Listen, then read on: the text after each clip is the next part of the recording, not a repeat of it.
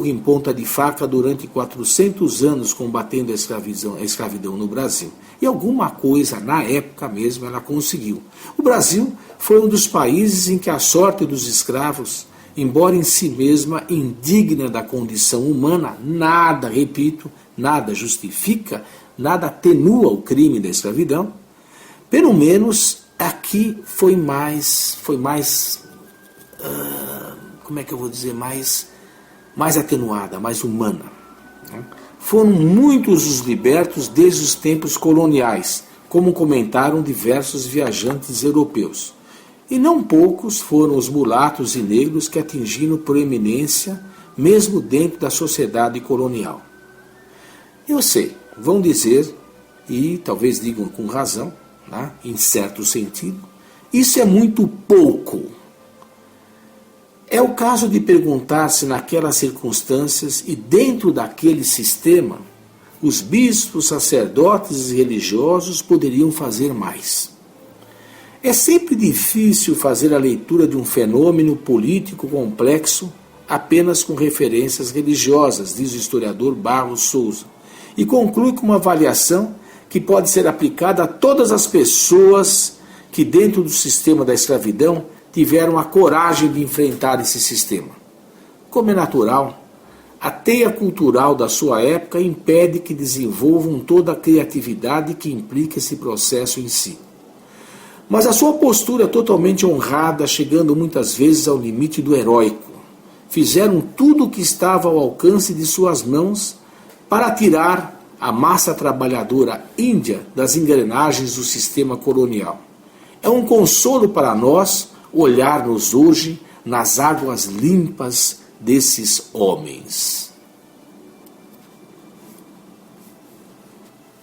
Essa é realmente uma frase muito bonita. Olhemos-nos nas águas límpidas desses homens, religiosos e leigos, sacerdotes e bispos, missionários e papas, que durante 4 séculos foram os representantes do combate da Igreja contra a escravidão. E vamos nos perguntar agora, quem é que deve pedir perdão? Porque nessa época, especialmente no ano 2000, nos 500 anos do descobrimento do Brasil, muita gente disse que a Igreja Católica deve pedir perdão de seus erros. Eu acredito, sim, que há muita coisa na história do Brasil da qual se deve pedir perdão. Mas a Santa Igreja Católica, quando muito, talvez cabe um pedido de perdão pelos pecados pessoais de alguns dos seus filhos, mas nem de longe todos eles, e muito menos da Santa Igreja enquanto instituição. Esse pedido de perdão, o primaz do Brasil, na época, Dom Geraldo Magela, ele fez. Ele diz, seguindo o exemplo de humildade e coragem do Santo Padre, também o episcopado brasileiro pede perdão pelos pecados que os filhos da Igreja cometeram nesses 500 anos, sem renunciar a um rigoroso trabalho histórico para esclarecer as verdadeiras responsabilidades de cada um.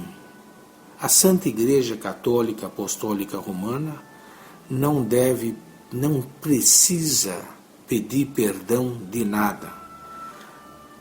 Tudo que ela fez nessa época deve ser exaltado como sendo uma das maiores grandezas da epopeia do homem. Parece-nos que, em vez de revolvermos os erros do passado com essa amargura de complexados, a nossa atitude devia ser outra. Devia ser uma atitude de gratidão. Gratidão a todos aqueles que, com as suas naturais e humanas limitações, deixaram a pele e deram a vida para transmitir-nos o legado precioso da fé. Gratidão, sobretudo, à Santa Igreja, que através desses seus membros levou avante a missão que lhe foi confiada por Cristo. Todo o poder me foi dado no céu e na terra. E depois, fazei meus discípulos todos os povos, batizando-os em nome do Pai, e do Filho e do Espírito Santo, ensinando-os a observar tudo o que vos mandei. Isso sim, isso nós devemos agradecer. Renunciar a esse mandato divino seria, por parte da Igreja, renunciar à sua razão de existir. E a Igreja, no meio das maiores dificuldades e incompreensões, isso a Igreja nunca o fez e nunca o fará. Eu queria agora agradecer a paciência dos meus ouvintes, agradecer por terem suportado, terem a gentileza de ouvir essas palavras, às vezes improvisadas, e agradecer à Rádio Imaculado Coração de Maria, que me deu, a mim, essa oportunidade de novamente exaltar a Santa Igreja Católica Apostólica Romana. Que Nossa Senhora os abençoe a todos.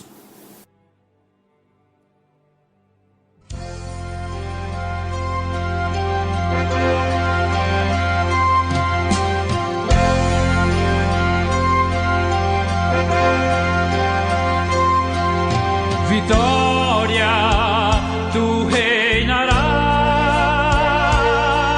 ó cruz, tu nos salvarás. A Rádio Voz do Coração Imaculado apresentou Brasil, Terra de Santa Cruz, com a participação especial do professor Evandro Faustino. Brilhando sobre o mundo que vive sendo a luz, tu és um sol fecundo de amor e de paz, ó cruz.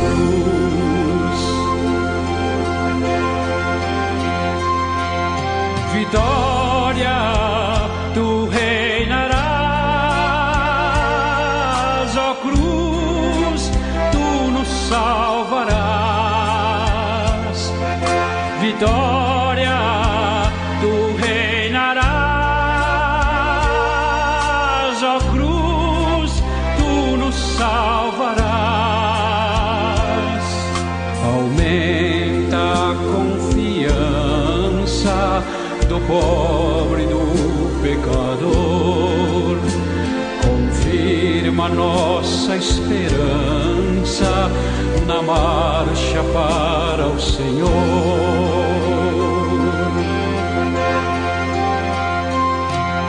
Vitória, tu reinarás, ó cruz, tu nos salvarás. Vitória, tu reinarás, ó cruz, tu nos salvarás. À sombra dos teus braços a Igreja viverá, por ti no eterno abraço o Pai nos acolherá.